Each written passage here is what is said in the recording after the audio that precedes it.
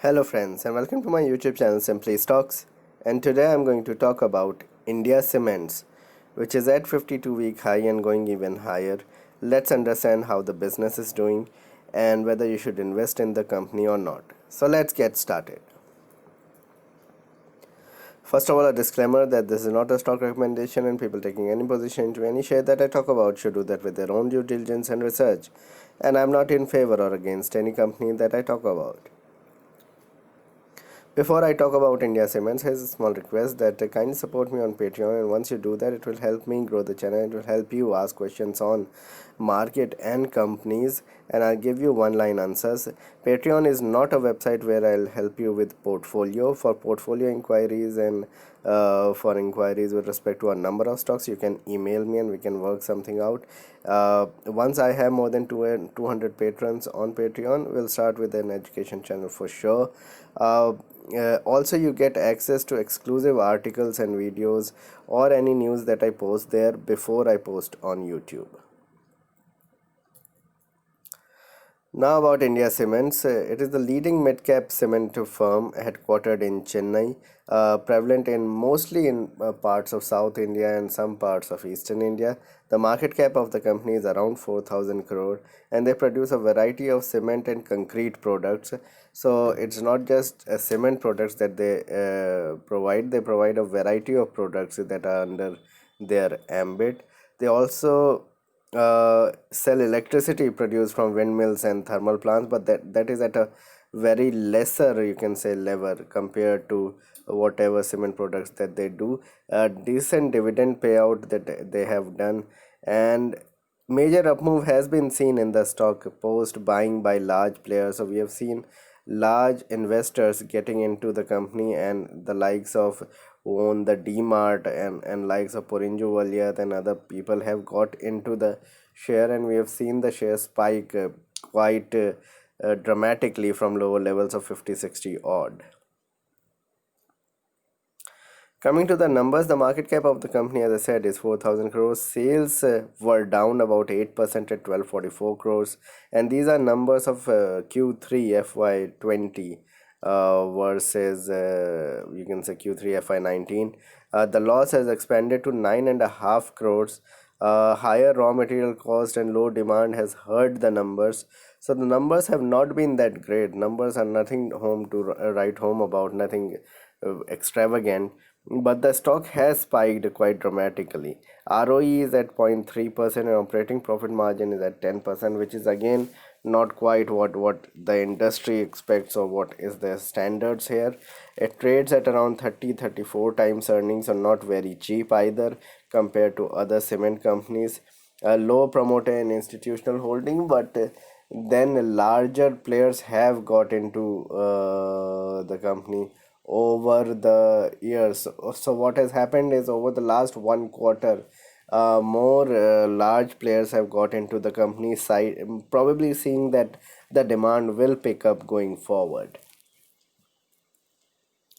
If you look at the performance of the stock is flat on a 2-year basis. On 2-year basis, it has done virtually nothing even after the up move.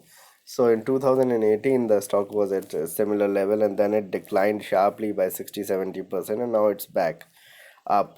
Has recovered from December lows and recovered very sharply from those lows. And as I mentioned, the obvious reasons have already been mentioned.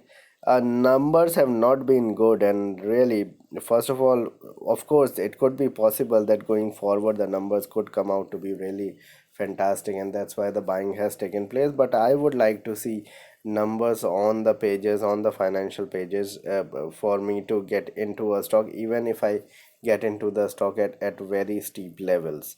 A low promoter holding at only 28% is a concern at the moment, and probably high institutional holding is only taking the whole holding of promoter and institutional above 60-70%.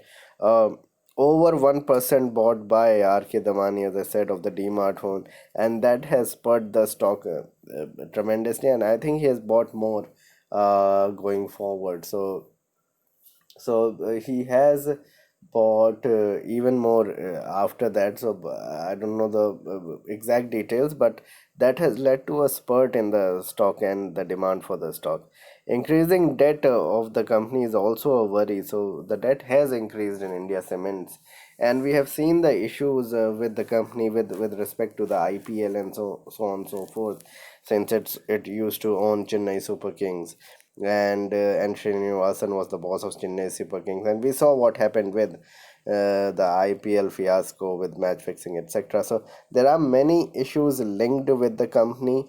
There are many things linked with the company. Maybe it is going to go over all of them and going to perform really well going forward. That's why the investment has come in.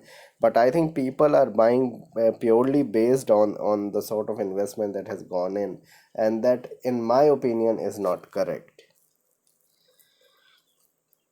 So why the slowdown has happened in the industry? So domestic economy has gone under stress, and domestic economy has been under stress since early part of 2018. So FY18, since then domestic economy has been really tapered, and because of that, infrastructure and capital goods has hurt the most. And when infrastructure is hurt or real estate is hurt, that's when you have problems with the cement sector, and that's what we have faced with India Cements.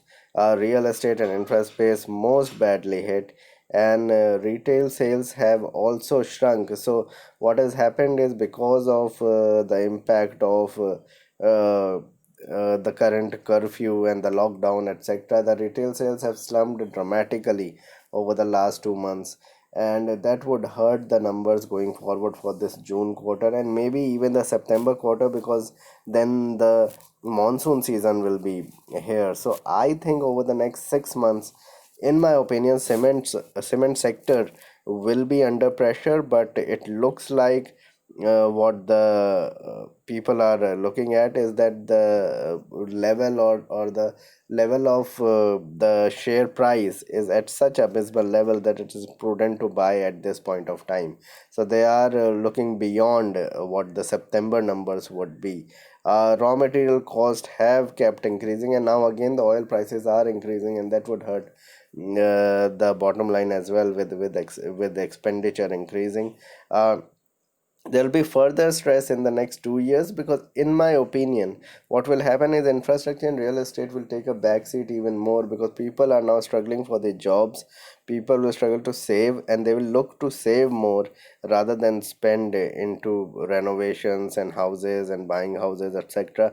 Probably they'll look to save more, because condition of the economy was pathetic even before, at less than 4% or around 4%, and now with this crisis this could be even worse going forward. So hence probably next year and a half, next 18 months could be extremely difficult for the sector, and for all the, uh, you can say growth economic sectors of India.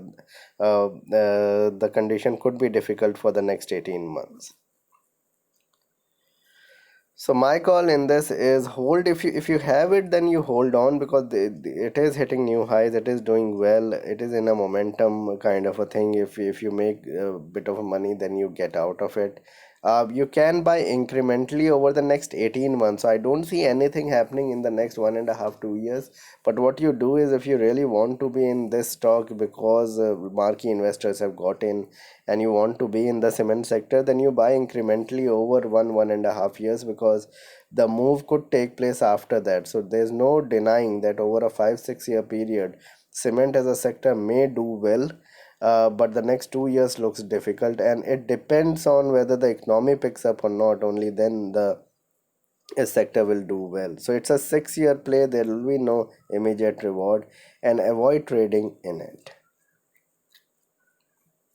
So this was my video on India Cements. Please like and subscribe my channel and hit the bell icon so that you can get my videos straight away when I post it.